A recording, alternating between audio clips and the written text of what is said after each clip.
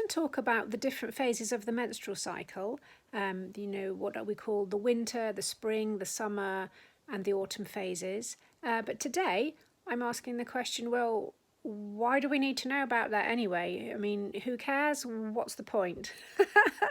So, the point is, each phase of the menstrual cycle brings with it its own challenges and gifts, and they're very, very different in each phase. And the point is, if we can if we can go with the flow, if we can honour our flow and adapt our lives to go with each phase, we'll have a much, much better time of it. So, for instance, the most obvious one, I suppose, is when it's your period, especially day 1, sometimes day 2. But this is a time when our bodies want to be very, very still, and our minds and our spirit and everything throughout, we just need to be as quiet and still as possible. Ideally, you know that picture, that scene when you're sitting by the window, you can't focus, you've got noodles in your brains, you feel a bit blur maybe, but you just want to stare out of the window and not really think about anything. That's what you need to do when you feel like that. So, if you can, I mean, it's always a big if, but if you are able to adapt your life to fit around it, when you feel like that, would not be the time to schedule in a major conference or running a marathon or something that demands a lot of physical energy and or intellectual sharpness at the same time. So I suppose there are two things I'm getting at here.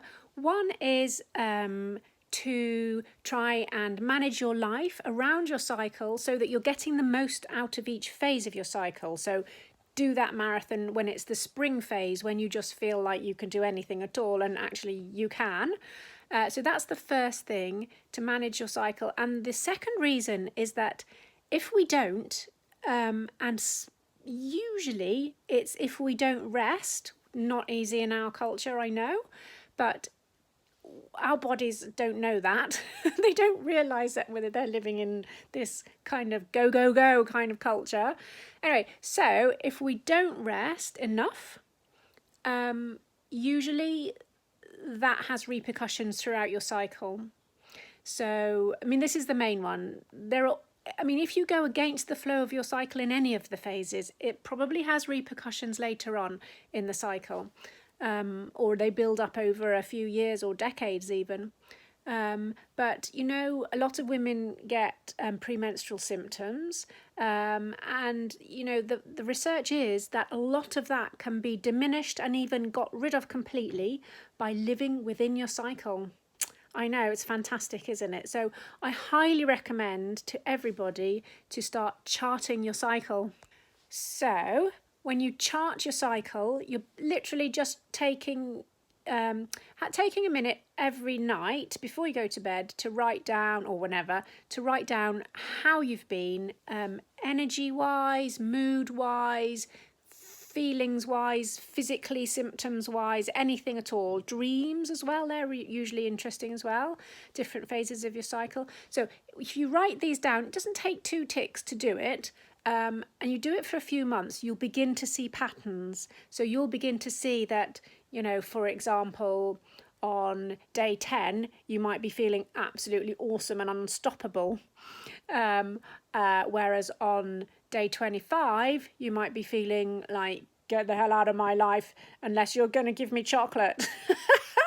Do you know what I mean? And on day 1, first day of your flow, you might be feeling like there's noodles in your brains, and you just don't want to do anything, just want to sit under the duvet and watch sloppy movies and eat chocolate. So once you know what these patterns are, you can live within them, or at least you can recognise it and say, to yourself, not surprised I feel like this. It's not because I'm insane. It's because I'm, on day whatever. So that's the point. I hope these ramblings, my menstrual musings, are useful to you, and please find out more. There's more to be known about all these things. I'll give you some tips in a sec. If you want to read the ultimate book on the menstrual cycle, in my opinion, go to Alexandra Pope and Shani Hugo Wurlitzer. Their book Wild Power. It's comprehensive. That's the word for it. It's got everything you want to know. It's beautifully written. Tells you all this stuff in great detail. If you want a shorter, more sassy version, go for Lisa Lister. Oh gosh, I can't remember the name of it. Code Red. Sorry, Lisa. It's a really good book. It's so funny, it's so helpful, it's full of information, and you can just dip in and dip out. Really recommend both those books. If you like, if you want to do workshops, I recommend again Alexandra Pope and Shani Hugo Wurlitzer. They're in the UK. They do workshops in the UK, but also in Italy and maybe somewhere else.